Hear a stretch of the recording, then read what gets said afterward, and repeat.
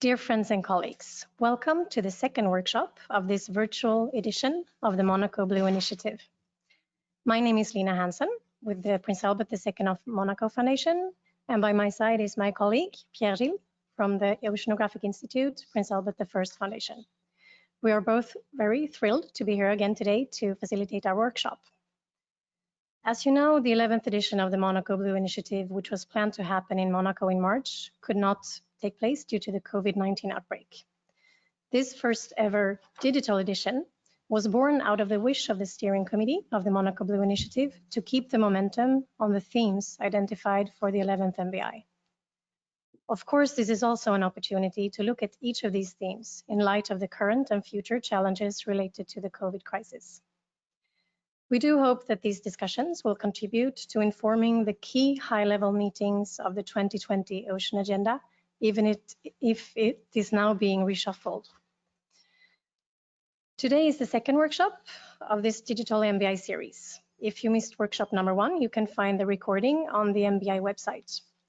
The third and final workshop will take place on 24th June and will be focusing on the development of a truly sustainable blue economy, so stay tuned for that. So on behalf of the organizers, His Excellency Mr. Bernard Fautrier, Minister Plenipotentiary and Special Advisor to His Serene Highness the Sovereign Prince for Environment, Mr. Robert Calcagno, CEO of the Oceanographic Institute, and Mr. Olivier Wenden, Vice President of the Prince Albert II of Monaco Foundation. I would like to thank all of you for being here with us today. And we will now hear a few welcome words from His Excellency Mr. Fautrier. Thank you. Dear friends of the Monaco Blue Initiative and dear friends of the ocean, a warm welcome and thank you to have joined us for this session, this second workshop of this digital MBI.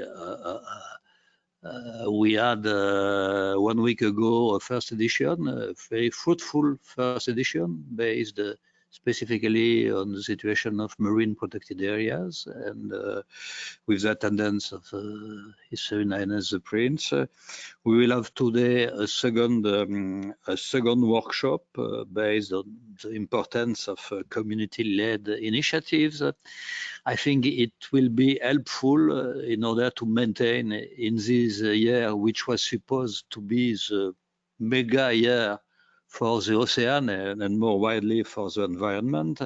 I think it's of interest to maintain the contact and to be able to work still for the improvement of the environment on one hand and more specifically on the situation of the ocean.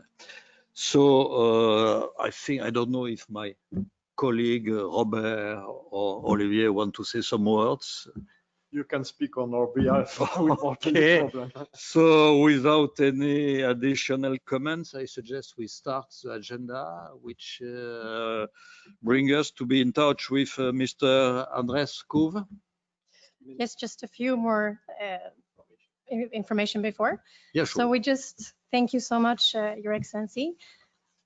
A very special thanks, of course, also to our speakers for their flexibility in adapting to this new format and for creating a great panel discussion for us all to enjoy today. And we are also very grateful to our partner Rolex for the continued support of the MBI. So just before getting started, we will have a very quick look at today's agenda. First, we will have the honor of welcoming Mr. Andres Couve Correa, Minister for Science, Technology, Knowledge and Innovation, Chile. Then there will be a 50-minute discussion between our panelists today, moderated by Ms. Gretel Aguilar, Acting Director General of the International Union for Conservation of Nature. We will then open the floor to participants to ask questions to the panel. Please use the questions pane to submit your question.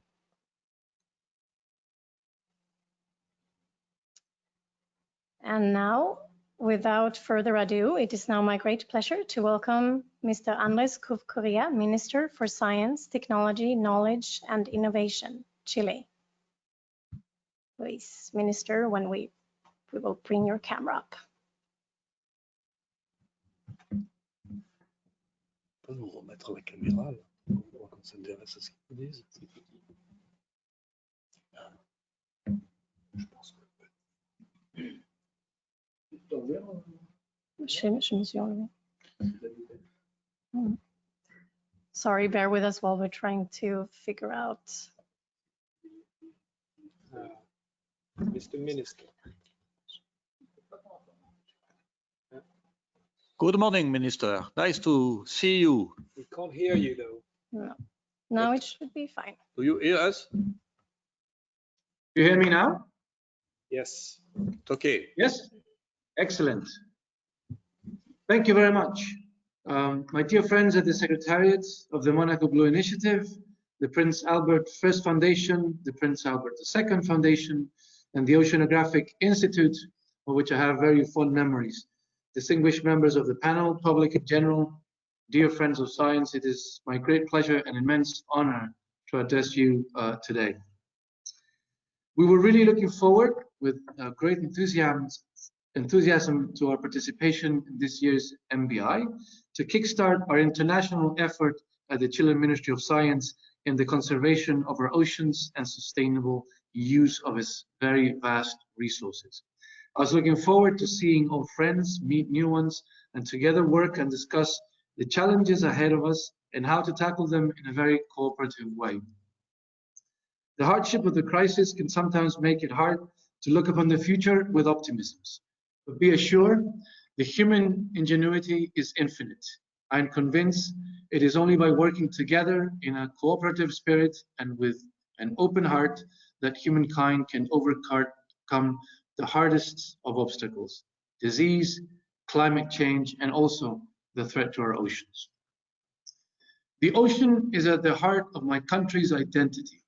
This is an inspiring phrase that I borrowed from His Highness Prince Albert and that I reflect upon often. We Chileans appear to be surrounded by nature's most diverse blessings: the driest desert in the north, the tallest mountains, the coolest ices in Antarctica in the far south, and the immensity of the Pacific Ocean. These are no borders, but opportunities full of riches and resources, magnificent landscapes, links to the past and to the future that inspire our curiosity and the future longings of our country. The ocean is very generous to us. It provides us with food, fuel, trade, routes and sports, tourism and science. It is a responsibility to repay its generosity to assure that our children will be able to receive these riches and enjoy them as we have enjoyed them for many generations. The establishment of marine protected areas is a longing of our citizens that demand action from leaders and policy makers regarding the protections of the sea, and a strong signal that countries are willing to rise to the challenge of sustainable action.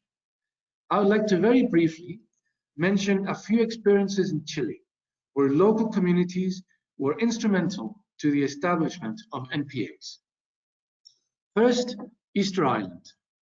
Today, 43% of Chile's 3.7 million square kilometers of exclusive economic zone is designated as an NPA. In Oceans Day, June 8, we celebrated the second anniversary of the establishment of the largest protected area in Latin America, the Easter Island Marine and Coastal Multiple Uses Protected Area.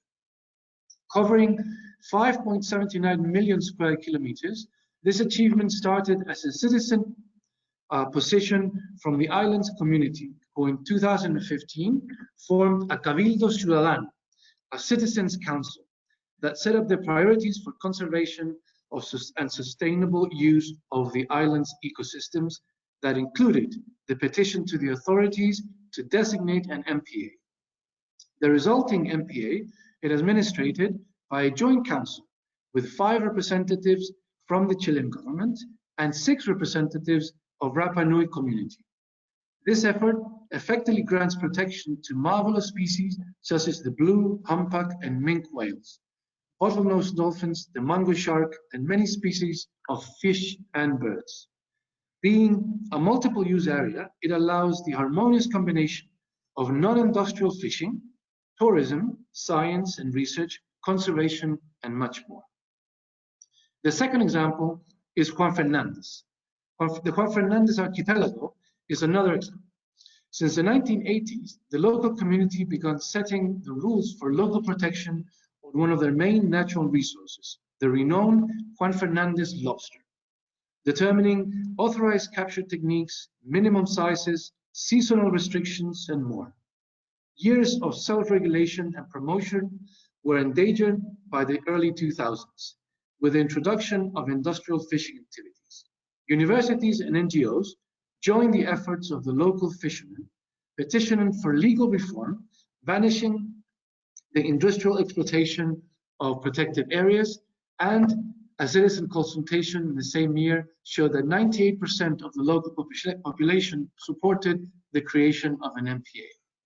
Starting in 2014, several protected areas were created, with an initial coverage of 12,000 square kilometers named El Mar de Juan Fernandez, the Juan Fernandez Sea. Today, the protected area has expanded beyond 262,000 square kilometers of multiple-use MPA for the benefit of many whales, dolphins, tunas, turtles, and of course, the famous namesake lobster and the community.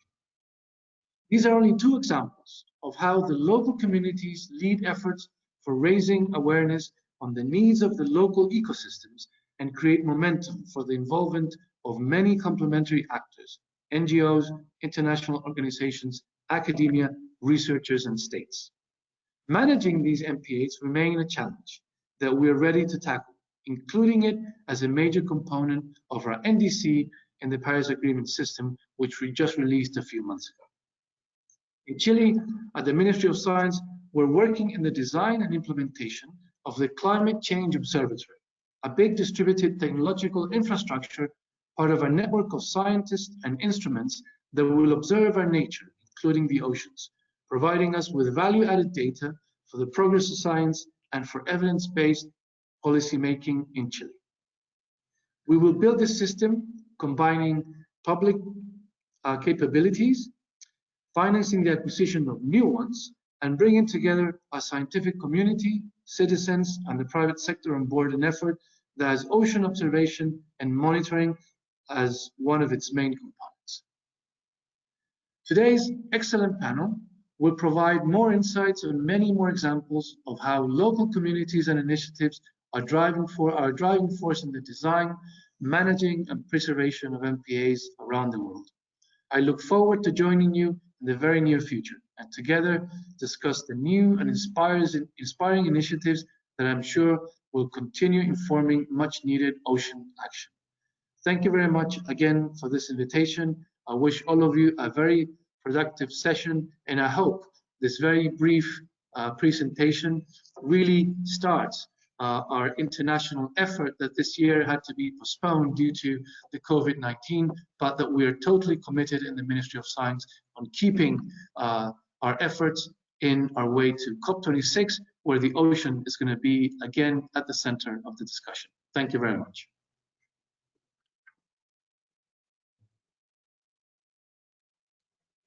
Thank you greatly, Minister Correa, for a very thoughtful and inspiring keynote. We will now move on to today's panel discussion. What lessons can be learned from community-led initiatives and more generally by civil society in the management and preservation of protected areas? And as you can see, and we have another impressive panel of speakers lined up for today's workshop. Miss Gretel Aguilar, Acting Director General of IUCN, will be our moderator today. Thank you so much, Gretel. Our distinguished panelists are Ms. Heidi Rodriguez Romero, Vice Minister, Water and Seas, Costa Rica. Ms. Esther Wolfs, Founder, Wolfs Company, the Netherlands. Divya Karnad, Assistant Professor of Environmental Studies, Ashoka University, and founder of In Season Fish, India. Mr. Marco Lambertini, Director General, World Wildlife Fund International. And Mr. Adam Miller, co-founder and executive director of Planet Indonesia, and then also an Edinburgh 2020 Ocean Leader. Thank you to all our panelists for participating today.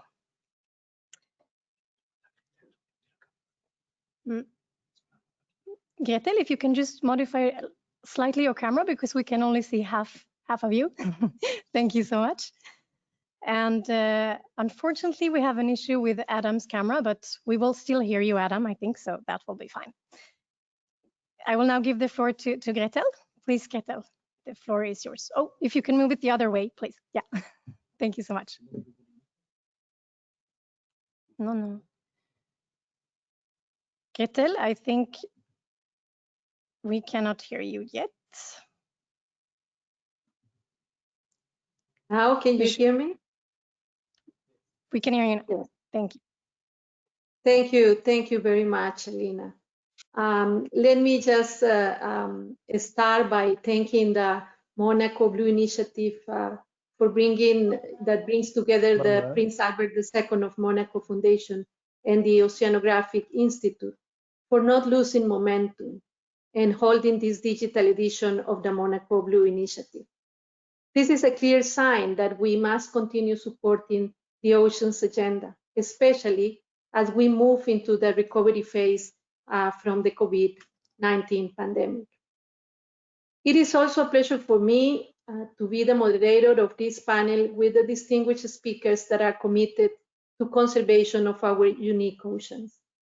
But before I move to the discussions, let me thank Minister Andrés Cube Correa for his excellent speech that reminds us the importance of marine protected areas associated with the work of local communities in Chile, and of course, the need for continued action.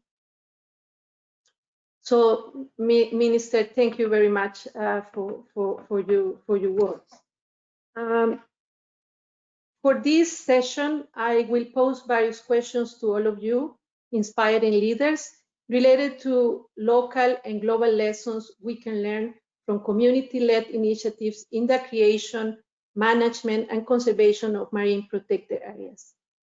We will also discuss the role of local communities working with governments, business, and international organizations to reach ambitious such as the Sustainable Development goals. Indeed, it is no secret that local communities and indigenous peoples are sharing the knowledge and traditional practices on how to take better care of our oceans. Communities know that coastal natural infrastructure and fisheries must be protected for them to prosper. Similarly, today we have enough scientific evidence to say that the ocean is essential to life on Earth.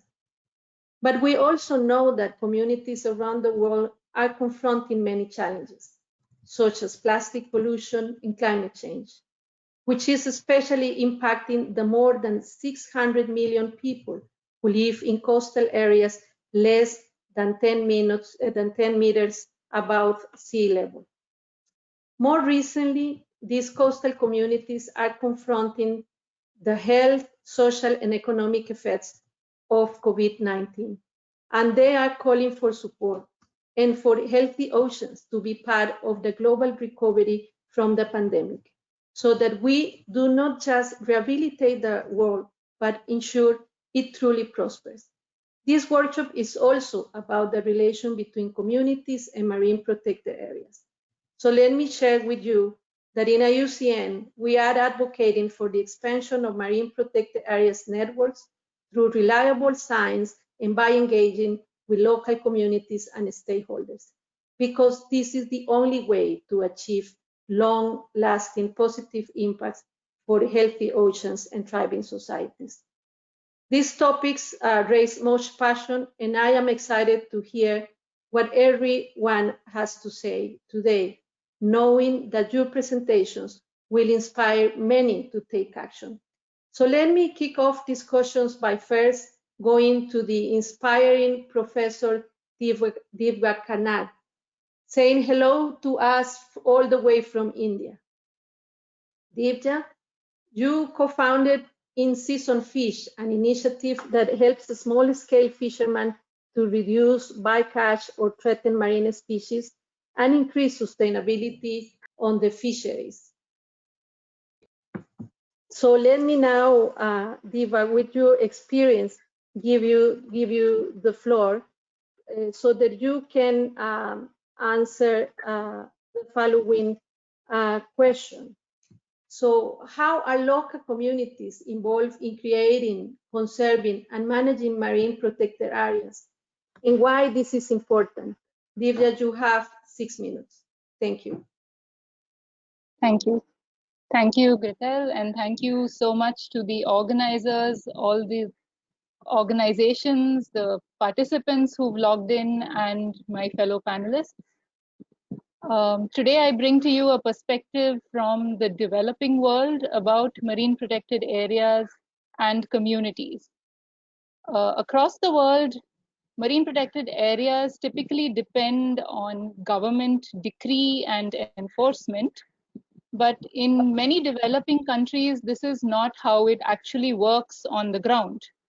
In India, for example, there are 133 marine protected areas declared, but most, except the ones near uninhabited islands, are basically paper parks. And this is because the government has not been able to allocate the financial wherewithal, the technical training to people, or the technology needed to really enforce them effectively. And given all the other concerns of a developing country, this is understandable. And so maybe marine protected areas have to look different in these kinds of contexts.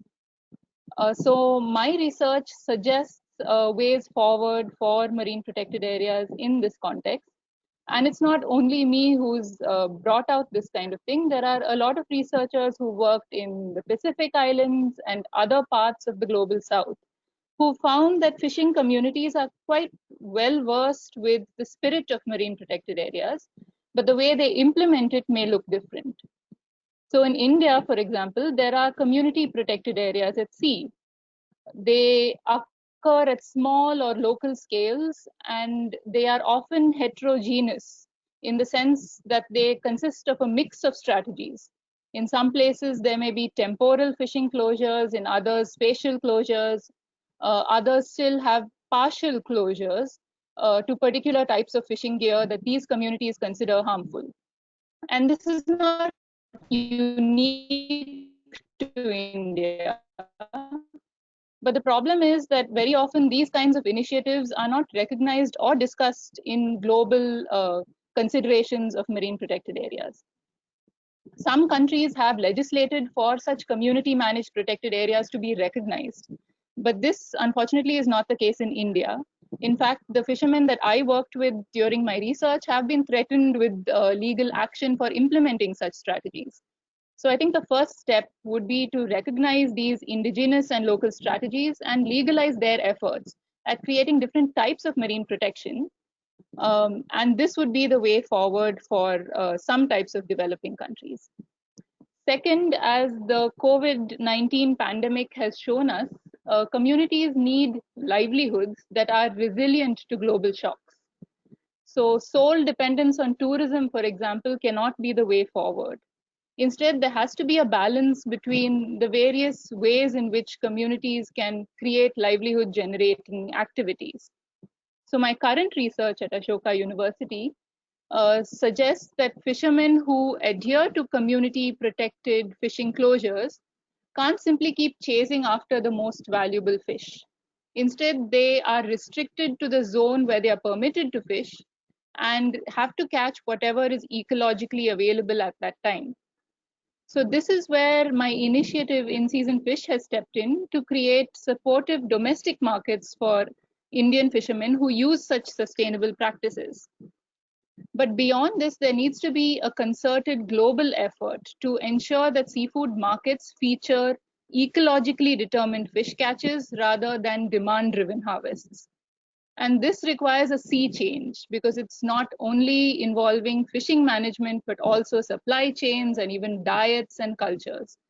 And so this is something that all of us have to work together towards. The COVID-19 experience has also produced other learnings about possible conservation tools for poverty-stricken communities. In India, there has been a 2-month-long economic shutdown.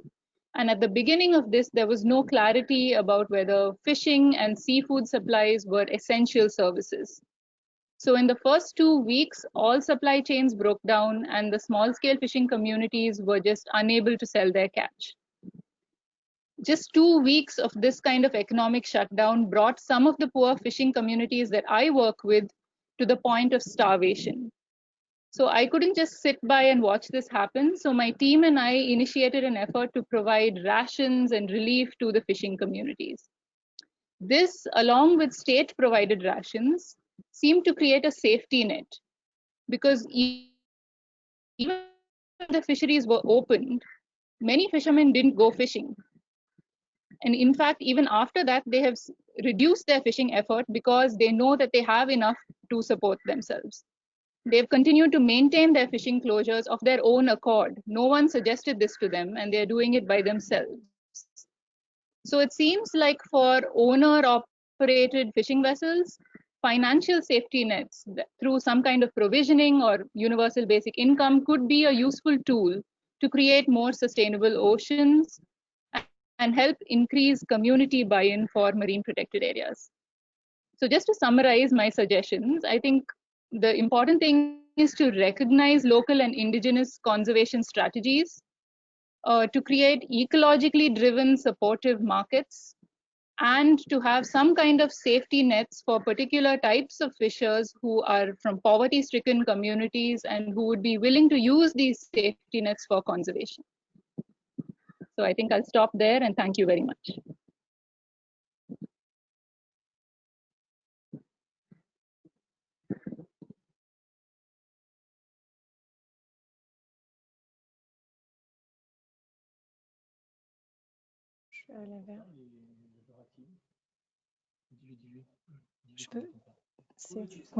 Gretel, sorry, we cannot hear you. Now. Can you hear me now? Yes. Yes. Sorry, I don't know where I left you. But let me repeat my thanks to Divya for these very important insights into the work of local communities in marine protected areas in India. And most of all, Divya, for your insights regarding local communities and indigenous people's strategies around conservation efforts in marine protected areas. And of course, what you were asking for, to have a safety financial net for our people in local communities and coastal areas during these challenging times of COVID-19. But let me now move east from India to Indonesia, where we have Mr. Adam Miller, an inspiring young professional from United States who set up Planet Indonesia, an NGO that conserves at-risk ecosystem and species through village-led partnerships. Adam, Planet Indonesia has achieved many things, such as protecting 78,000 hectares of mangrove forests with community-led protection, benefiting over 17,000 people. I think that you are in a very good position to answer our next question, which is, what initiatives led by local communities should inspire us, and what lessons should be drawn from them? Adam, the floor is yours. You have 6 minutes.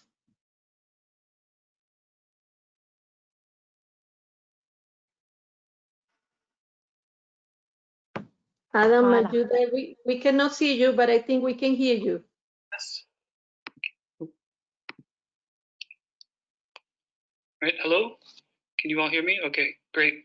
So we hear you. I apologize for some technical errors that are happening on my side, but thanks so much for this opportunity, and I'm really excited to chat with you all today. I thought given the time constraints, I'd share 3 recommendations based upon lessons we have learned working hand in hand with communities in Indonesia. I'm going to go over 3 major themes: engagement, governance, and design. So the first theme, engagement or participation. For us, this is probably the most important theme. However, these 2 terms, engagement and participation, are really poorly defined and often overused within the conservation community. We have learned that the participation of local communities must both be a means to an end, a method, but also needs to be defined and measured as an indicator of impact itself.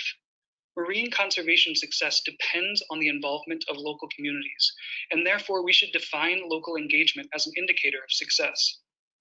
We need to push for community engagement at the level of design, implementation, evaluation, adaptation, and so forth, moving towards a system where communities are leading this process.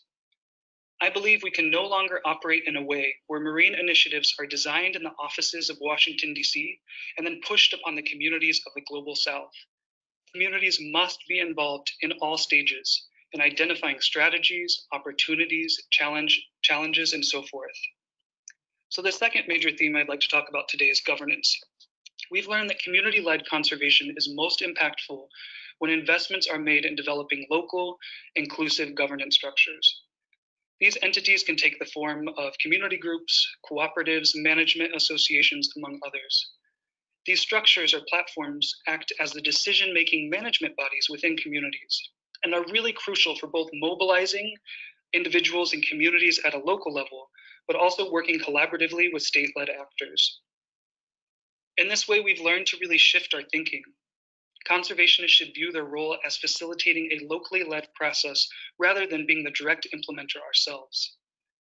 Within governance, we've also learned that we must put gender issues and the promotion of gender equality as central pieces to all interventions. This is a cross-pollinating aspect to all community-led conservation initiatives. So the third theme I'd like to talk about today is design. We believe that we need to push for a system that goes beyond large multinational NGOs that create impact by self-replicating themselves, but push ourselves to a system where we identify local partners, local civil society organizations, and other on-the-ground entities and support them in their conservation and marine resource management efforts. An example of this from our work in Indonesia, in our dedication to locally led design, is that the first activity we do in each of our partnership villages is through a participatory process, ask communities to define the terms sustainability, conservation, well-being, development, as these are in many ways Western colonial terms that have been brought to the Global South. We attempt to give communities ownership of the entire process, including in defining terms. This means that definitions may be different than internationally accepted terms, and therefore does require a level of flexibility and adaptability from our side to fully support community-led initiatives. So finally today, I'd like to end by linking this all back to the COVID-19 crisis. Across the Global South, NPAs have been abandoned. Staff have been sent home, patrols are no longer active, tourism industries have been crushed. NPAs are really at the mercy of local communities. This crisis has shone a light on the importance of engaging coastal communities in marine conservation. This crisis has produced a valuable lesson for all of us, that there is substantial opportunity for both oceans and communities in inclusive community-led conservation. While I do believe this crisis is an opportunity for us to push our environmental and marine agenda on a global scale, it is also an opportunity for us to do some self-reflection. I believe in many ways this crisis has shone a light on our failure to correctly and fairly involve communities in marine resource management. I hope these themes today can be somewhat of a call to action. I truly believe the new normal must be that we no longer sideline communities in marine conservation. I want you all to imagine a world where the never-ending top-down versus bottom-up debate in conservation ceases to exist, but rather a world where we focus on facilitating impactful solutions for the ocean hand in hand with coastal communities. We must push for inclusive, not exclusive, conservation initiatives. I believe this is crucial for determining the future relevancy and importance for the field of marine conservation. So the question I want to leave you all with today is this: will we rise to the challenges presented? Will we rise to address the gaps that this virus has shown us? Or will we return to the status quo which partly brought us this crisis today? I leave you all with these thoughts. Thank you. Thank you. Thank you, Adam, for sharing these very motivational lessons. Let me say, Adam, that I cannot agree more with you that gender equality should be a central issue on conservation, but also that communities play play the most important role in conservation of natural resources. And of course, that COVID-19, as you just mentioned, need to be, something that happened, unfortunately, but that is giving us the time to reflect and is giving us the time to think about a new normal where we can work hand in hand with communities and respecting their rights. So let me now move to the next leader, who is Ms. Esther Wolf. She runs Wolf Company, which demonstrates the economic, social, and environmental contribution of social investments in nature conservation. She therefore has the private sector experience that is highly complementary to conservation work. Esther, could you please share with us what recommendations arise from local communities in terms of balancing the influence of communities, governments, and economic groups? Esther, the floor is yours. Thank you very much. You have 6 minutes. Thank you, Gretel. And thanks to the Monaco Blue Initiative, the Prince Albert II of Monaco Foundation, and the Oceanographic Institute for this great series of webinars. So I've lived for almost a decade on a small tropical island in the south of the Caribbean, Bonaire. All the marine environment surrounding Bonaire is designated as a marine protected area. I contributed to nature conservation on the island by participating as a community member and as a deputy director of the Dutch Caribbean Trust Fund and as a board member of a local nature conservation organization. And with my company, I've been working for the local and national governments. Therefore, I'm honored that I've been asked to tell about balancing the influence of communities, governments, and economic groups.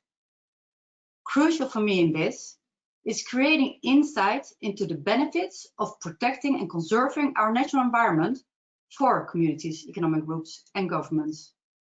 Hereby, we increase transparency regarding trade-offs in the use and management of ecosystems. This contributes to mutual understanding between stakeholders and can result in effective collaboration. I will present some examples. On Bonaire, the tourism industry is the most important economic sector, 38% of its GDP, which provides both jobs and income for the local community. As Bonaire is a famous dive destination, the marine environment is the most important reason for people to visit the island. Of course, everybody on the island was already aware of the important contribution of nature to their well-being, but concrete action to conserve the marine environment was poorly supported.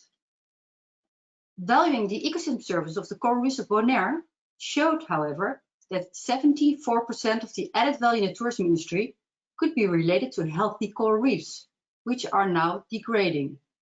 Quantifying the dependency of the local economy on the coral reefs made this interconnectedness tangible. As a result, the Dutch government allocated €7.5 million to nature conservation in the Dutch Caribbean to support the economic sector and so supporting the livelihoods of local people. Moreover, members from the tourism industry, the local community, and nature conservation organizations start to really collaborate on different marine conservation topics, such as the ban of damaging sunscreen. Another example, balancing the influence of communities, governments, and economic groups, is from the Cayman Islands. A large-scale survey among the local community informed the government that an expansion of the marine protected areas on the Cayman Islands was supported by local residents. They emphasized the importance of engaging in recreation activities such as swimming, going to the beach, and diving. Moreover, the contribution of a pristine natural environment to the cultural identity of Caymanians was considered by the vast majority to be very important. Finally, the enhanced marine park areas were accepted after years-long research and close cooperation between the local government, non-governmental organizations, economic groups such as fishermen, and the general public. His Royal Highness Prince Charles of Wales noted that it was heartening to hear the Minister of the Environment announce the expansion of the Cayman Islands marine protected areas, which are of such crucial importance. A final example of balancing influence between the community and the economic sector is from a business perspective. Together with a salmon aquaculture farm in the south of Chile, we analyzed the dependence and the impact of their operations on the surrounding marine environment and villages. This led to an understanding by the company of how the local community attributed the decrease in their fish catch to the activities of the salmon aquaculture farm. Presenting this insight raised a better awareness among the management team. They thought that the company had a good reputation among the local community members, as they sponsored many community events and programs. However, the insight on the community dependency and company impact on the marine environment led to a much better mutual understanding. The salmon aquaculture farm changed its strategy and invested in marine conservation. Collaboration and good communication between the community and the business resulted in a more efficient and effective effort to conserve the marine ecosystems.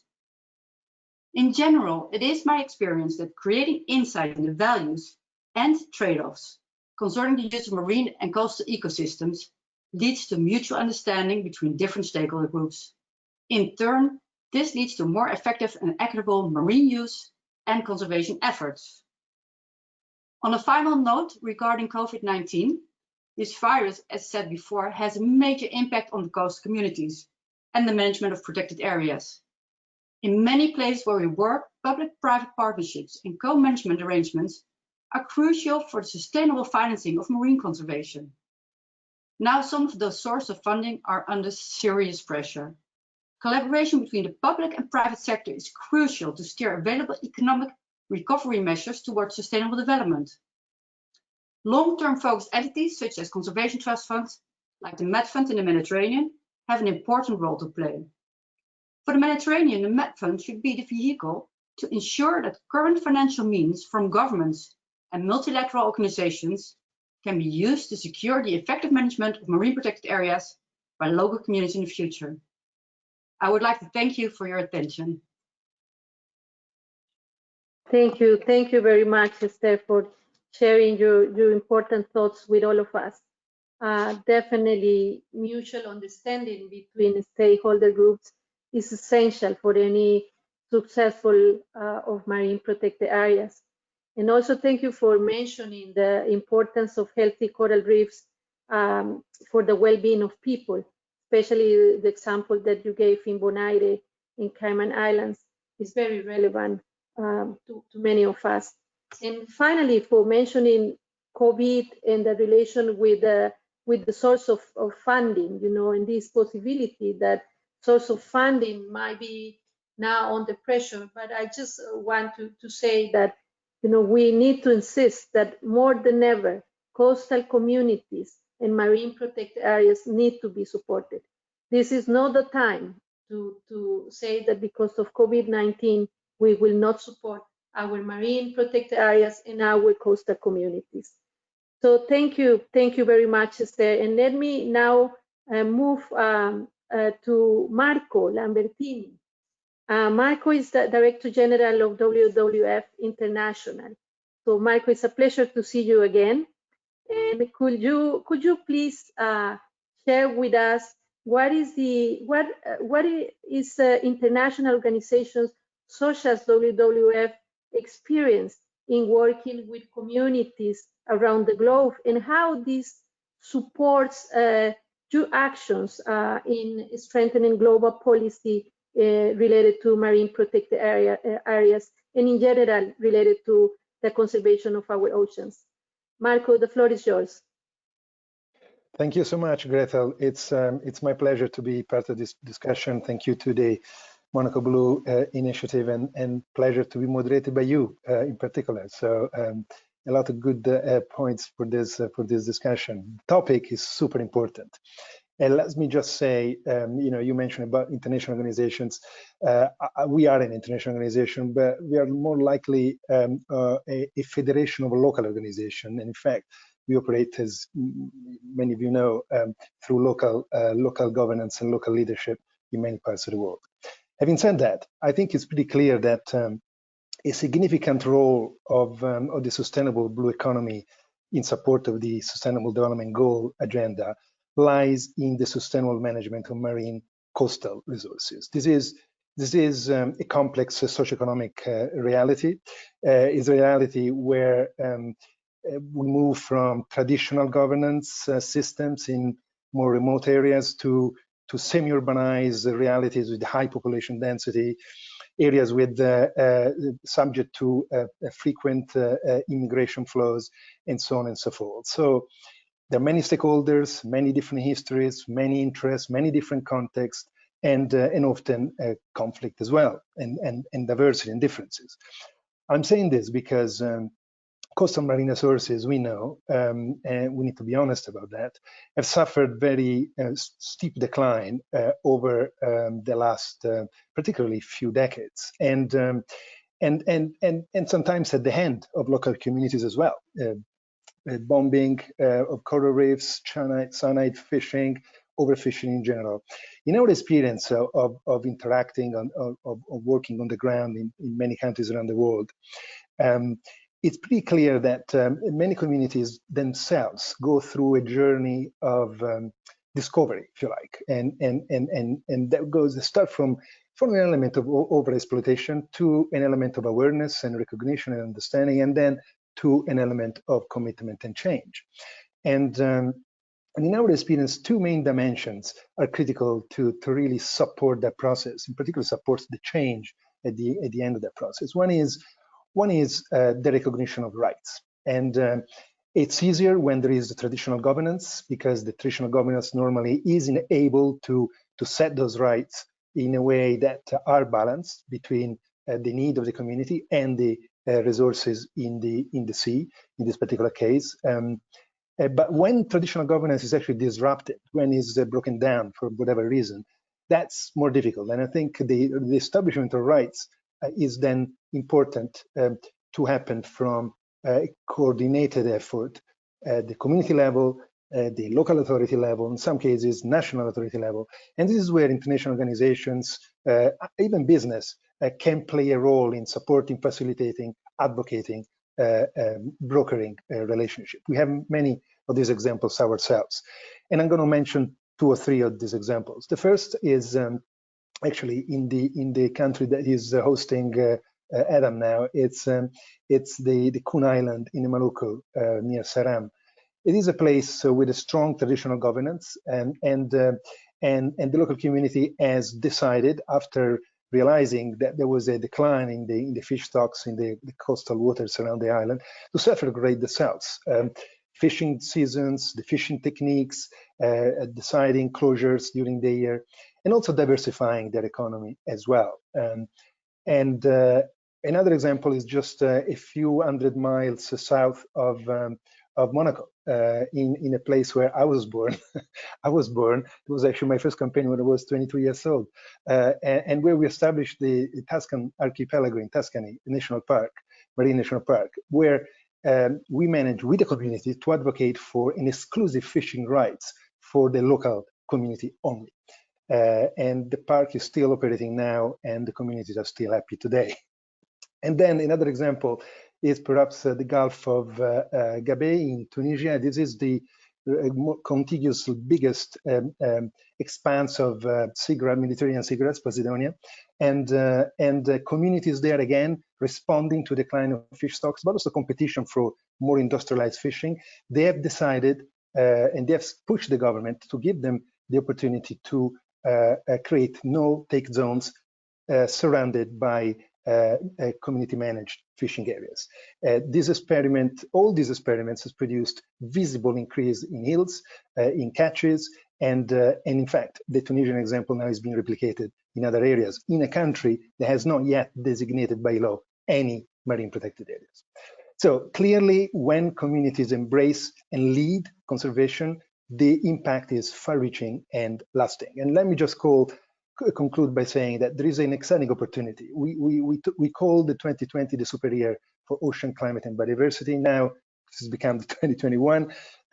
Super year is not dead, it's just next year, when a lot of important agreement will be taken at global level. This is an opportunity to embed these concepts, like community-led conservation, in those agreements, and attach perhaps to those concepts specific targets as part of the overall vision of reaching a carbon neutral and a nature positive world.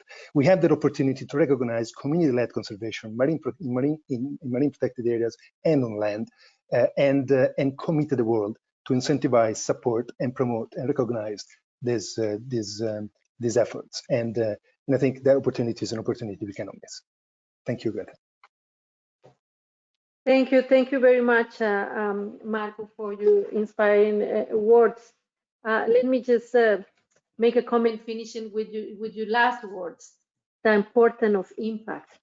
And you say, flourishing impact. And I think that is what we are all looking for real impact that will benefit communities and will benefit conservation efforts in relation to our oceans that are so indispensable for us. But also the example of your beautiful part of the world, the Tuscany archipelago, I think is a very inspiring one, as well as the one that you gave for the Gulf of Gabay in Tunisia, where communities themselves call for a no-go area, which is really amazing because it's something that people might believe sometimes that it's only done by governments. But to see communities, act in such a way to take care of the resources that they depend on is really an amazing example. So thank you for sharing that with us. Let me now move to our next discussion leader, who is intimately involved with the policy development and implementation. So Heidi Rodriguez Romero, Vice Minister of Environment, Vice Minister for Water and Seas of Costa Rica, in the Costa Rica Environment Minister. Heidi, I particularly give you my welcome. I miss my country, Costa Rica, very much. And I'm very glad to have you here with us.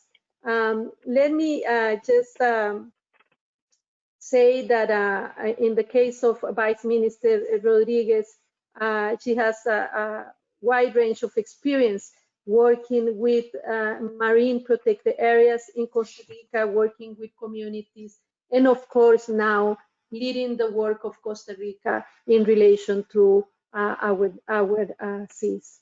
So let me ask you, Minister Rodriguez, in your views, what are your views of sustainable use when it comes to managing marine protected areas? So let me give you the floor so you can share with us some of your experience in our dear country, Costa Rica. Okay. Good morning, everyone. Thank you, Gretel. We miss you too here. I'm very happy to be here. It seems like yesterday when we were talking about a meeting in March in Monaco, and things changed, and now we have the opportunity to do it in a different way, but hopefully with more impact and more benefits. So yesterday we celebrated a very unusual World Ocean Day. Now facing a pandemic that has exposed social inequalities and unprecedented challenges that we have. But I think that also this time has shown us the greatest potential that we as humankind have to work together to overcome crisis and build a sustainable future, leaving no one behind. And here is when we should talk about how to reconcile the notion of conservation and sustainable use. And what is our goal? What do we want? We have one ocean, and we should do everything that is in our hands to ensure that that ocean is a very productive, healthy, and resilient one. And I think that I'm going to try to answer in 4 minutes what are the 3 key elements for me to make this balance between the use and the conservation of marine resources. First, I have to talk about marine spatial planning. We should know how to allocate activities in our economic exclusive zone And also we need to figure out how to link that marine spatial planning to what is going on outside our EEZ. So that's the high seas. How to protect the biodiversity, how to create marine protected areas with a strong network between our countries and the high seas as well. We need to work to create sound environmental impact assessments.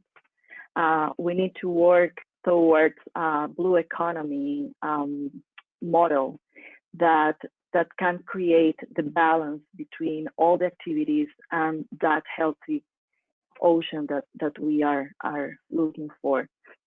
And for example, we in Costa Rica are working in the Caribbean side with the first marine protected area that is not only led by the communities, including the climate change variable, but also that is a buffer for the tourism activities and the fishing activities that are taking place in the North Caribbean.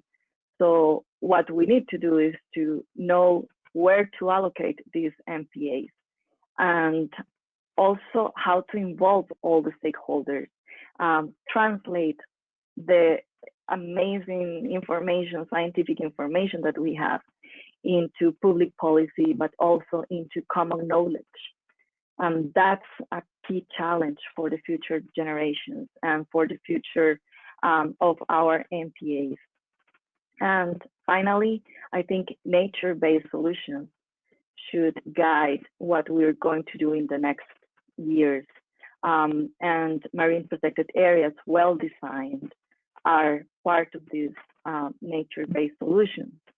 As part of that, Costa Rica is leading with the government of France, the High Ambition Coalition for Nature and People. And what we want to achieve is to have a very ambitious deal post-2020 in the CDB. So we can have the 30% of our land and our ocean protected by 2030.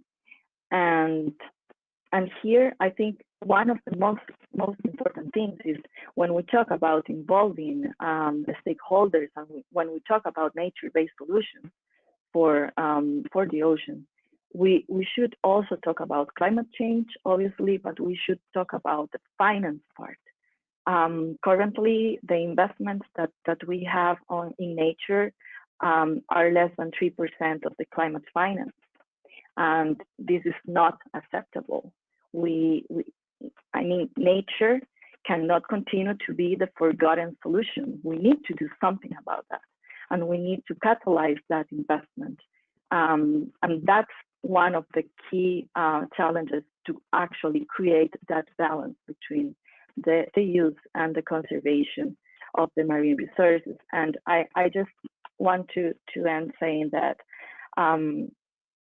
any economic recovery for now on should include sustainable and nature positive initiatives. We must choose policies and actions that protect nature, that protect the ocean if we want the ocean to protect us. And here we are creating MPAs. We are working with communities to develop business plans for these MPAs as well, based on tourism and in sustainable fishing.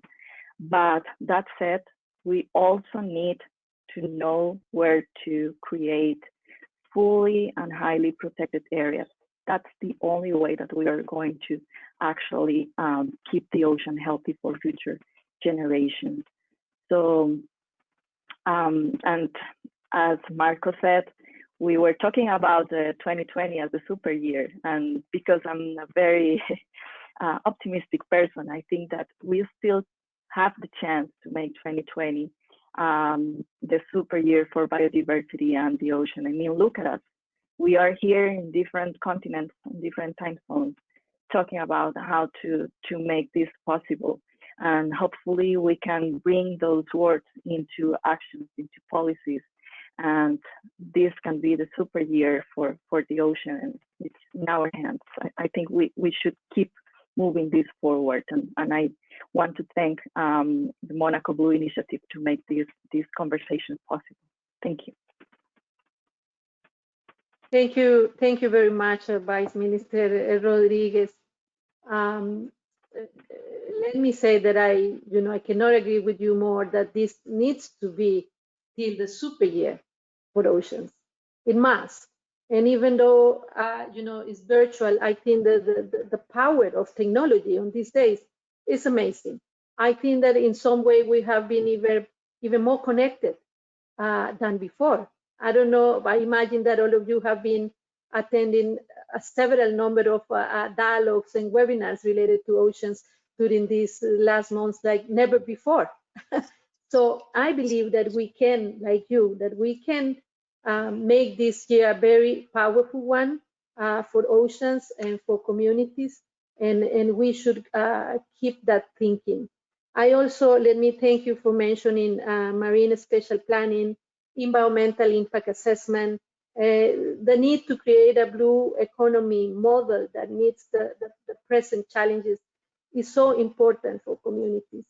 It's not just an international plan, but actually something that can help communities to tackle their own challenges.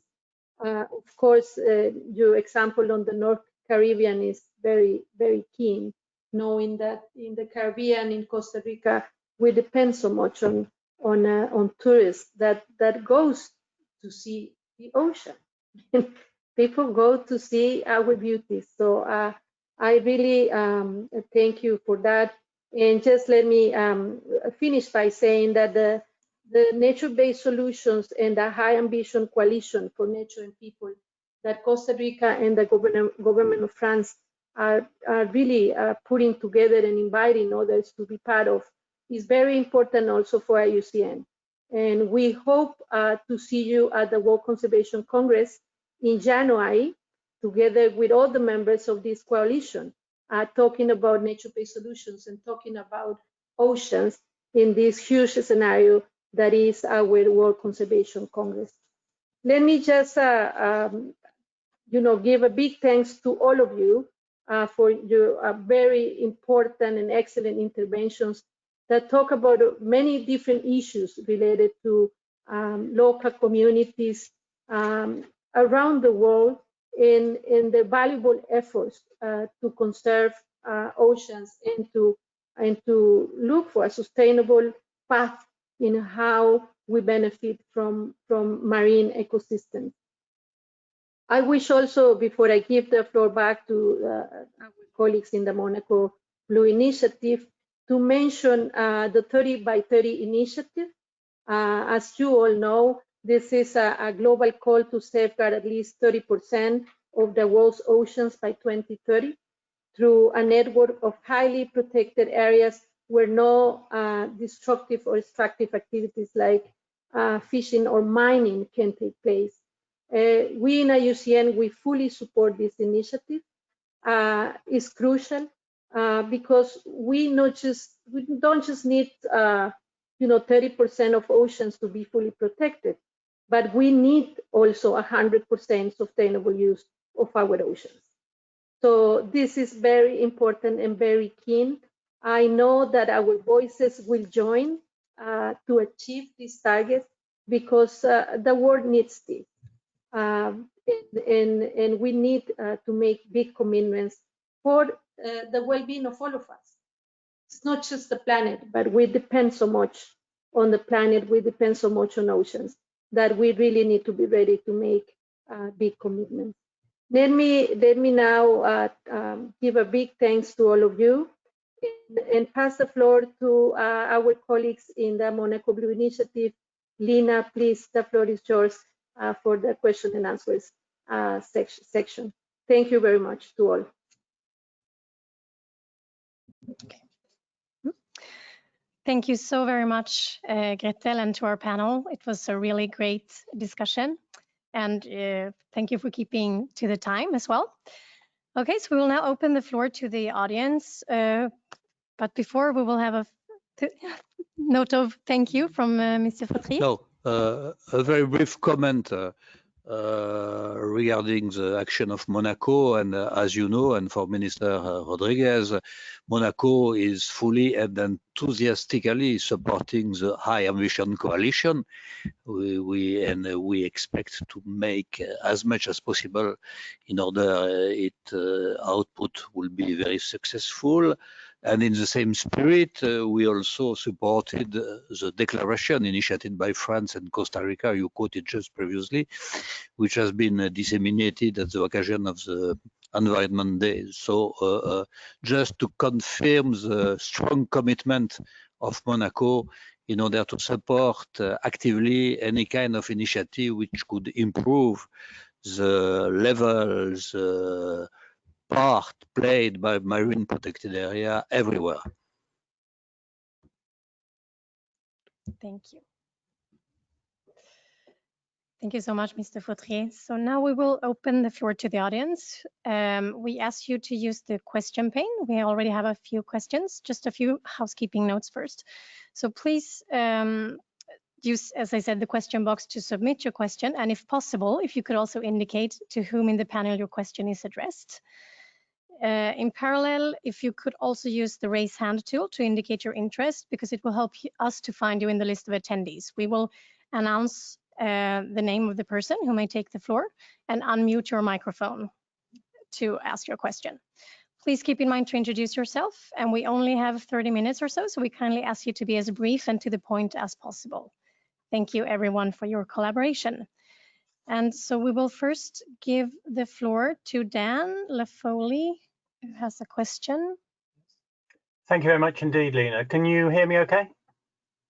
Yes. Yes, I'm getting nods. Thanks very much. So I'm Marine Vice Chair of the World Commission on Protected Areas, and hello to everyone on the panel. I'd first like to thank MBI very much for keeping up the momentum, and to Gretel and the panel for a great discussion so far. So I think my question follows on really from what the Vice Minister was saying in the last intervention. During these presentations, we've heard COVID-19 mentioned quite a lot, and we've also heard the super year for conservation, whether it's this year or next year, I'm not sure, but the super year for really moving the policy along. You know, COVID-19 is a massive shock to the global system, and we can expect similar things from climate change in the future. So my question is really this, that if we are looking at a blue-green recovery and trying not to repeat the vulnerability of that we obviously have with MPAs and local communities, can we be more specific? What is the specific asks that come out of the COVID pandemic that are new, that we should be telling the CBD, or we should be telling the World Bank to do things differently? Because I think we should collect a little action agenda together, and a number of us, perhaps from MBI itself, contact the CBD and the World Bank and others and say, look, if you don't want to have a repeat of this with MPAs, with communities involved and all this vulnerability, here's 5 things we should do differently. And I'd love to hear from anyone on the panel some very specific things, because I think the you know, finance and things like that are quite general, and it might get lost in the noise of the debate. So what are the specific new things is my question. Thank you. Should I go ahead, Lena? Yes, please do, Heidi. Okay, thank you, Dan. Yes, this is a good opportunity to just think about the way that we have done in the past. And we cannot forget that the COVID-19 has a link with the way that we have been using our wildlife in the past. So here, I think that knowing not only nature-based solution as a very abstract notion, but knowing that we should work more, and I'm going to focus here on the ocean, with mangrove restoration, with coral reef restoration, knowing that in the future we should talk about also marine protected areas based on only how to mitigate climate change effects. So here we need to talk about blue economy. I know this is a topic for another session, but we cannot think about another way to actually exit this crisis and then facing the biggest crisis that we have in front of us, which is climate change, without thinking on a blue economy model, which is to allocate the activities in the ocean in a very effective way, involving all the communities in the decisions, knowing what are the benefits for the communities, and ensuring that all these activities are done following very strict and sound policies for environmental impact. So we cannot have a productive ocean without having a healthy ocean. And here, I think the lessons that we learned, that we are learning still from the COVID-19 crisis, that we created a very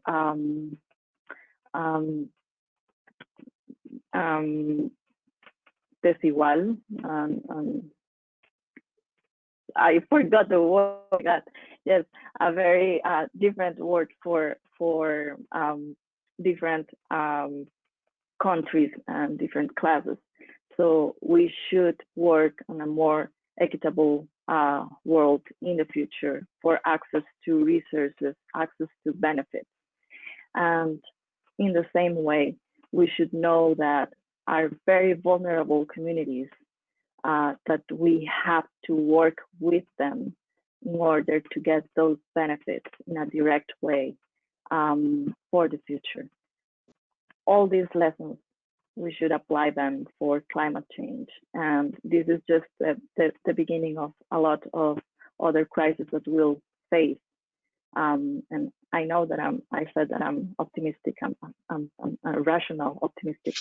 And I do believe that we can learn from that in order to change the way that we are, that we have lived all these years. And decarbonization is a good example as well of how to do it.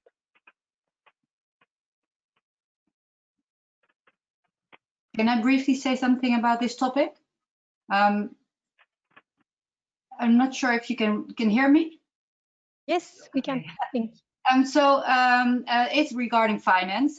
We've been asked by Marfund, for example. They support marine protected areas in Honduras and Belize, and we're also working with marine protected area management in the Caribbean. And they're panicking right now. They don't know what to do. They don't know, where to look at. They don't know if they have to fire people or whatever they need to do. So I think that one of the things that would be really helpful is to see how we can support the marine protected area organizations and management to have a more solid understanding about the financials, try to diversify their income, not being solely depending on tourism, for example.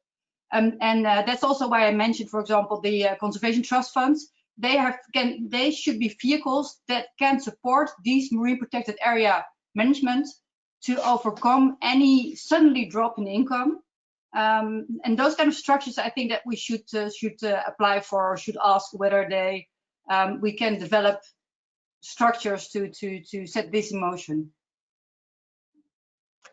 Dan, from my side, a reflection on, I think is a very important question, very crucial question. We are all confronted by those questions from the government that want to do good things through their own national recovery plans as well as multilateral. There are a few no-brainers for me. Obviously, the first one, which is little to do with the ocean, is looking at wildlife trade and wildlife consumption and just curb that as much as possible and as fairly as possible. We're talking about, of course, the commercial use of it, because this is what the whole mess has come out from, and will come again if we're not careful, if we don't change behavior. So in dealing with wildlife is a no-brainer. But looking at the ocean particularly, I think this is critical that we do not deregulate.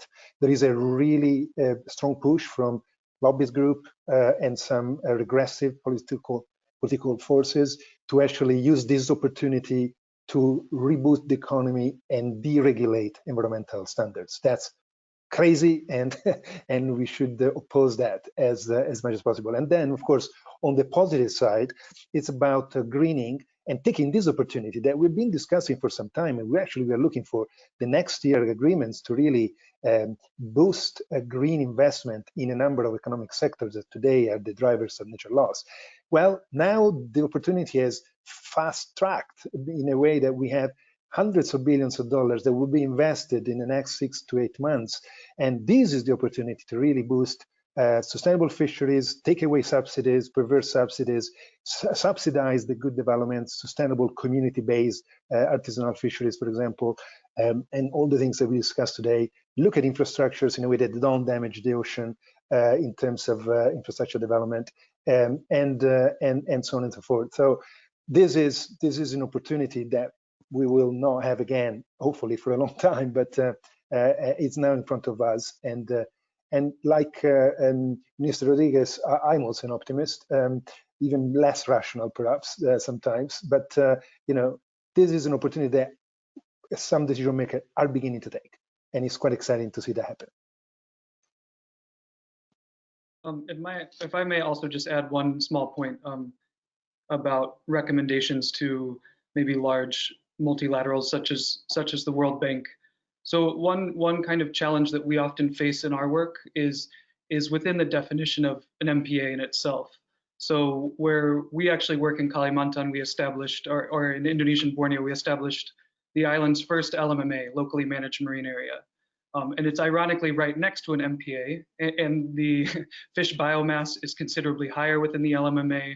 Livelihoods and socioeconomic surveys that we've done are considerably higher, but we're often faced with the challenge, whether it be donors or government agencies that don't recognize the LMMA as a kind of viable solution. They don't connect it or don't consider it a type of MPA. So I think one recommendation moving forward is that we do need to kind of standardize the definitions of these different types of areas, and kind of to Divya's point about recognizing the various legal aspects that communities probably, in many cases already have, whether that be indigenous law, and how do we connect that to different types of different types of laws like the LMMA networks.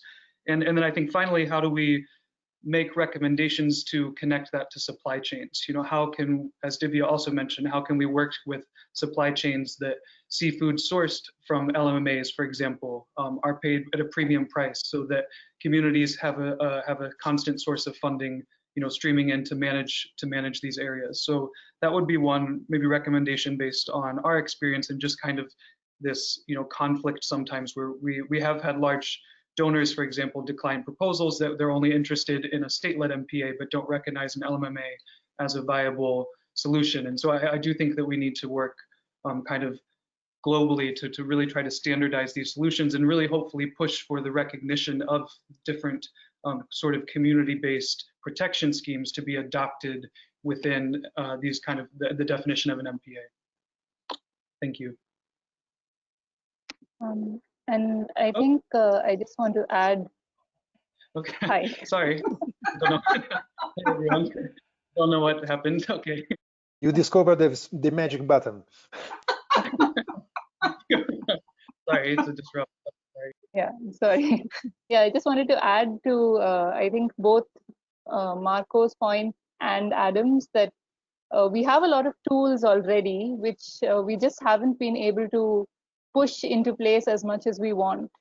And I think the point now is not necessarily to search for entirely new things that we need to tell the World Bank or any other multilateral organization about, but rather to work from the ground up and talk about what's happening in the local context, and bring those stories to the ears of these multilateral organizations that I think very often don't hear those kind of grounded experiences. And certainly, like Marco said, this is a time when a lot of entities are pushing for reducing environmental norms and changing policies and everything, and that's something that we need to stand our ground on, and that's really important. So I think definitely we have the tools that we need. It's just that we need to bring the right tools to the right people.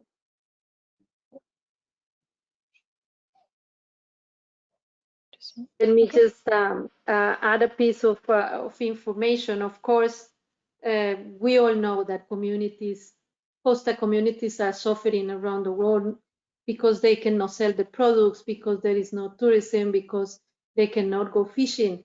Just to mention some of the challenges they are confronting at this point. But recently, UCN, together with WWF and Queensland University, put together an editorial essay called COVID-19 and Protected and Conserved Areas.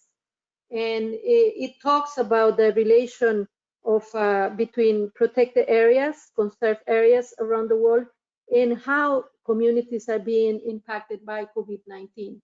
So I think that there are efforts that that many organizations are trying to put together so that we can bring to the light the challenges that communities are having around the world, because people must know that coastal communities are suffering at this moment, and aid should go also on that way. And it's something that I think that together people like the ones of us that are here in this panel should help communities to do. So thank you.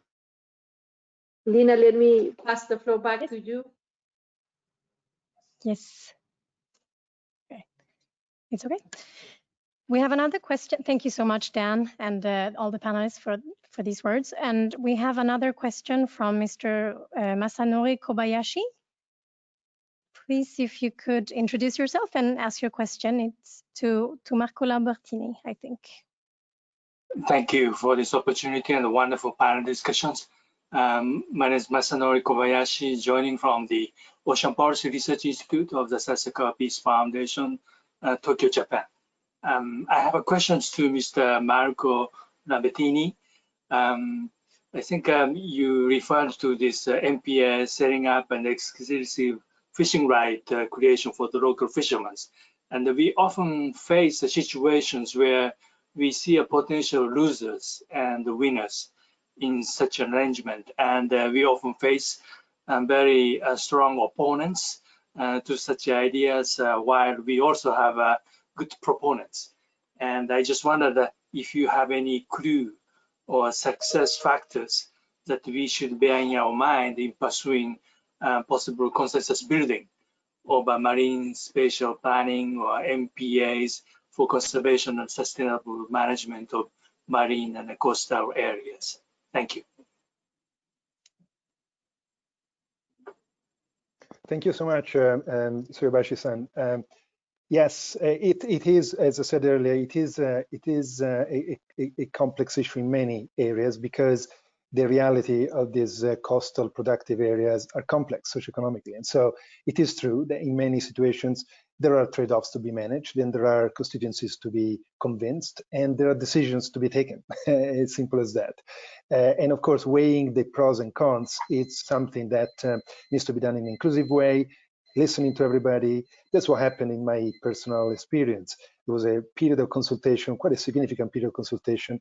But then, because there was a clear commitment to conserve these areas and at the same time to support the local community development, this was a rather undeveloped small fishing community in a rather remote island, remote as far as the Mediterranean is concerned. The decision was clearly in favor of that constituency. And so the government, after the consultation with our intervention, listened to the communities and allowed that to happen. The consequence of that, and I think it's important also to build on the information and the data that these experiences provide. The consequence of that decision was that the marine park is now providing livelihoods to the local fishermen, with exclusive rights, but also it is a nursery, if you like, of replenishment of other fisheries outside the national park. And so increasingly over time, the winners started from being only the local community are beginning to be also the other fishing industry in the area outside the marine protected area. So there's not one single rule or a single approach. Every context is different, but I think the evidence that by supporting local community development with particular rights and responsibilities, that produces benefits for the rest of the society and other constituencies is increasingly getting stronger and stronger. And so that should be a strong argument in favor of that, of those decisions.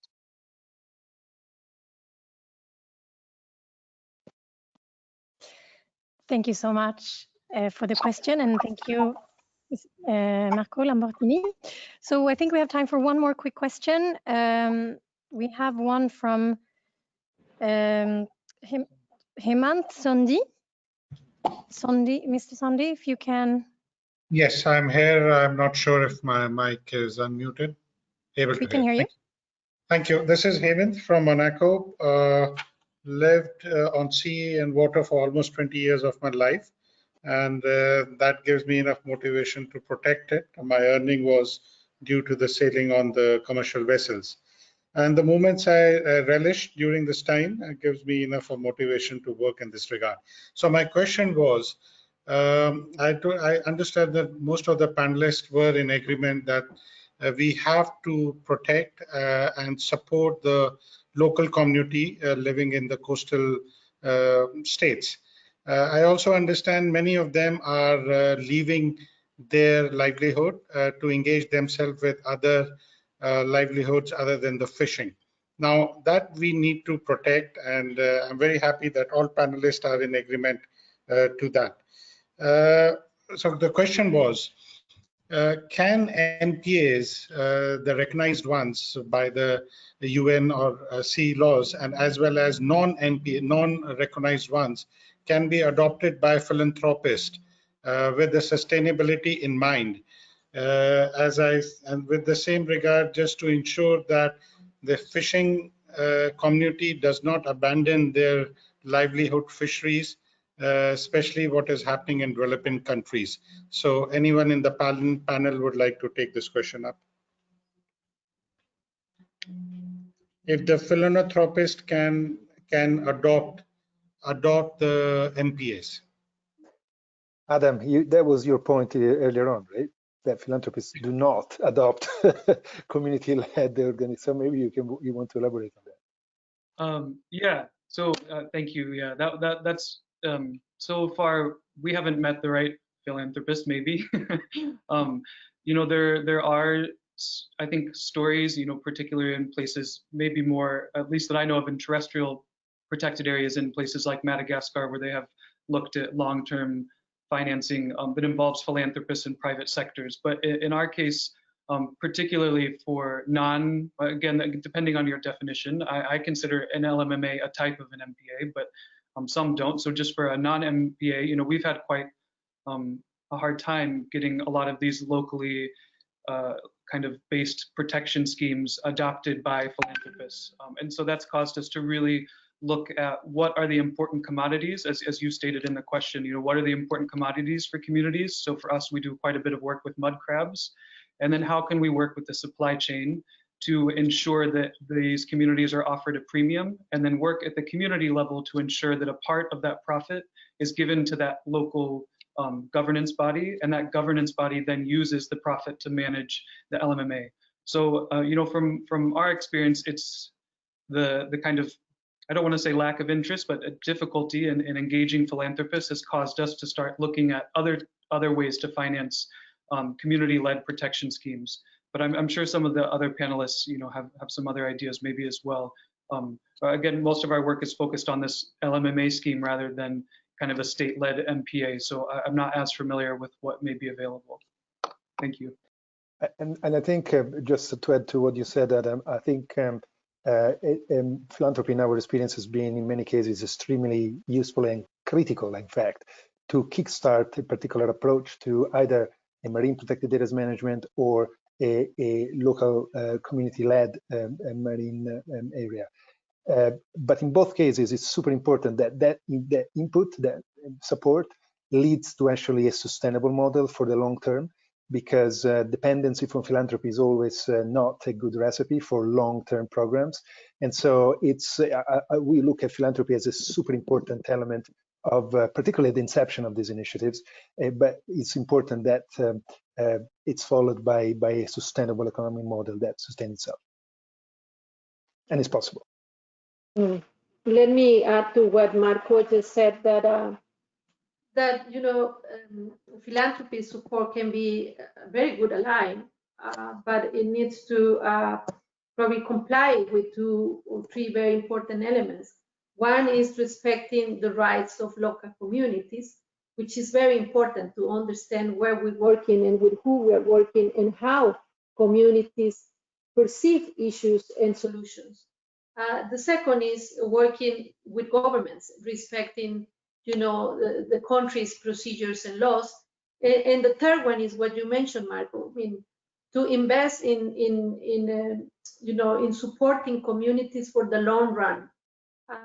Investments that are just, I go there and then I just help for these months or for this year, very rarely work well.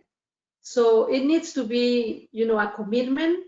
It needs to be a long-term commitment. It needs to respect the rights and understand what communities want and are able to do, and of course working with the national regulations and policies.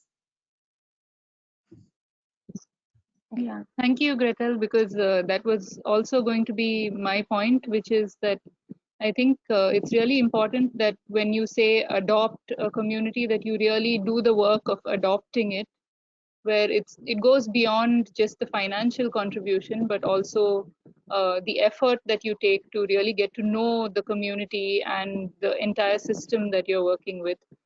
And especially as Adam was saying, that if you are interested in the long term, then I think it is going to be an investment of both time and money that you would need to make to ensure that you understand the kind of results that can be expected, and then that you also produce the results that everybody together wants. So it is something great that we would really benefit from, and I think if more people can invest that kind of time and money, that would be fantastic. Okay. Thank you so much. We will do a last exercise. We have one more question from Mr. Thierry Chopin. Please, Thierry, we will give you the floor. If you can be very brief, and if we can only have one answer, please, from the panel, and a brief answer, because we're running out of time here. Thank you so much. Thierry. Yes, good morning or good afternoon, everybody. I am Thierry Chopin from the University of New Brunswick on the east coast of Canada. I work on integrated multi-trophic aquaculture, which I think is a type of aquaculture that can be compatible with MPAs. Well, this morning I have been very interested in the presentations because we heard of a real concrete example, and as a matter of fact, Adam Miller, I think, provocatively talked about the MPAs being an imported colonial concept from the West. And I am wondering, as a matter of fact, if it is time now for the global South to re-import a modified concept of MPS to the global North. We maybe need the lessons. What we heard today is diversification of source of revenues, long-term commitment, diversification of activities in time and in space. So it means that the MPA is not a rigid thing that is closed 12 months of the year. There's a lot of things to be done. So as a matter of fact, I think we have to completely revise our subsidies on funding schemes. We need long-term commitment. And I think, as a matter of fact, thank you very much for the lesson you gave this morning or this afternoon to the global North. On how can we modify the attitude of the global North is my question.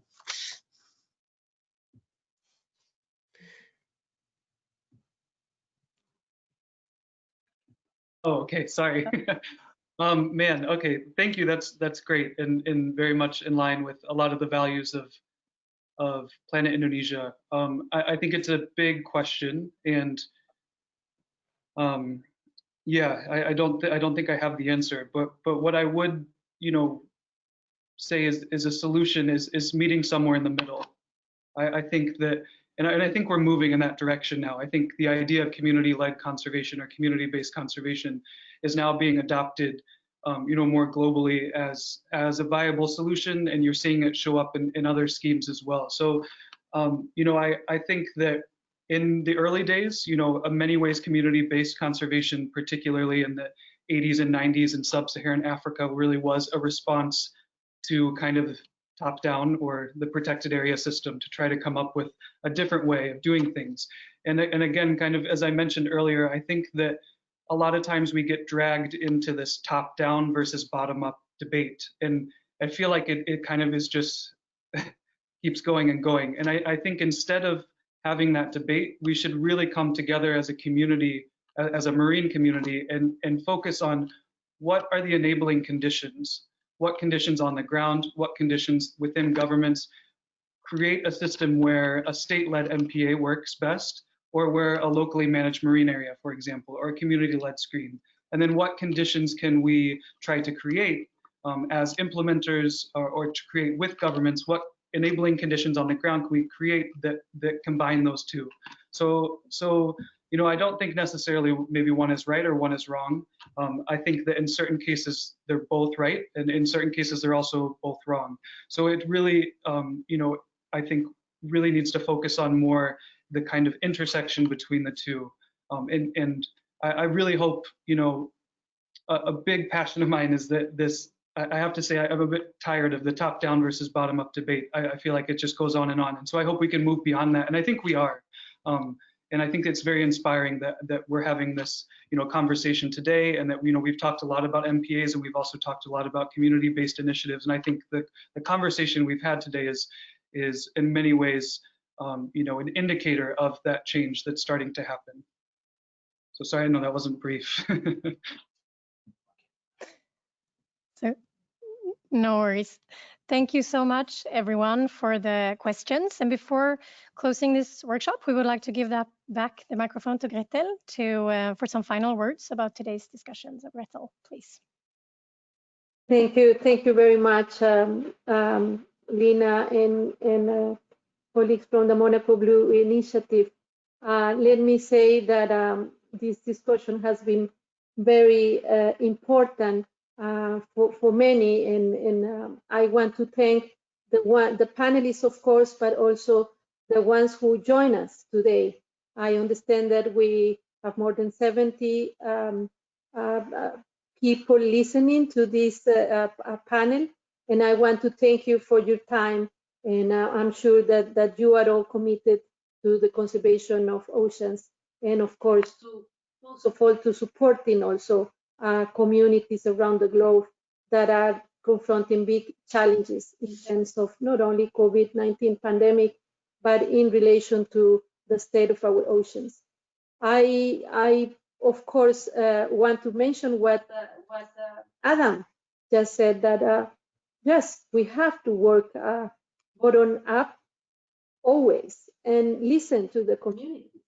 I cannot imagine decisions imposed not from external countries, of course, to other countries, but decisions need to be taken together with communities, hand in hand with the government, hand in hand with the private sector. I think that we all need to work together to achieve the best results. And sometimes, we all understand that measures need to be taken, difficult measures from the part of the government. But the best case scenario is when we all work together and achieve good results. I want to mention that, and also to say that there are certain areas that we didn't discuss in deep today, but that are essential, like gender equality must be a priority when we work with communities. The women around the world that really have much to say, and especially in coastal communities. So that is one area where we must strengthen our support in communities so that women can be a visible voice and a visible force, because they are doing a lot of work at the coastal areas.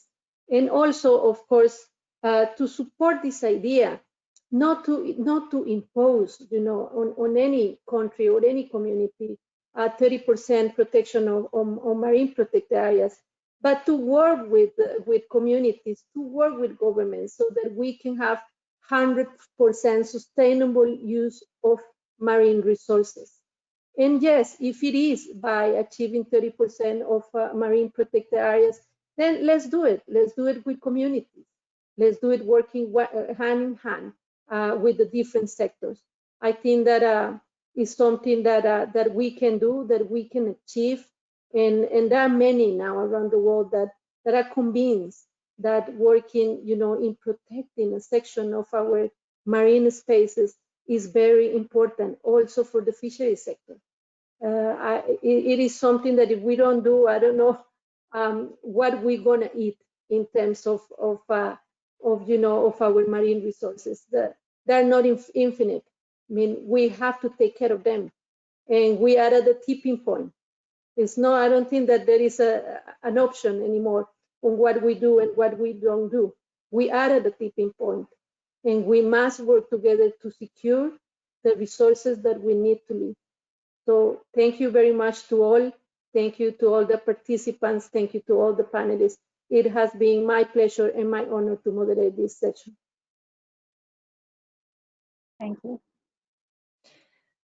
Thank you so very much, Gretel, again, for your fantastic moderation of this panel. So before wrapping up today's session, we would like to remind you about the third and final workshop in this series, which will be held on 24th June, same time. And as you can see on the slide here, if we can get the next slide, yeah, okay. It's a bit slow.